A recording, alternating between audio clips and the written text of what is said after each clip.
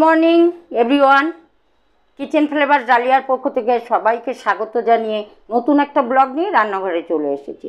আজকের ব্লগটা একটু রান্নাটা একটু অন্য ধরনের করছি, তোমরা দেখতে থাকো কি রান্না করছি। আজকের রান্নাটা করছি, আমরা তো ডিমের অমলেট করি, ডিমের পোচ করি, আজকে আমি গোল্লু অমলেট করব। করে এই যে এখানে পটল আলু আছে, এটা দিয়ে পেঁয়াজ দিয়ে আর মশলা দিয়ে একটা চচ্চড়ি টাইপের করব। আমরা তো মাছ চচ্চড়ি খাই, সবই খাই, ডিমের ঝুড়ো করেও চচ্চড়ি করেছি, আমি খেয়েছি। তো সেখানে আমি 3টে ডিম এখানে গুলে নিয়েছি, আমি এবার এই শাঁসগুলোর মধ্যে দিয়ে দিচ্ছি।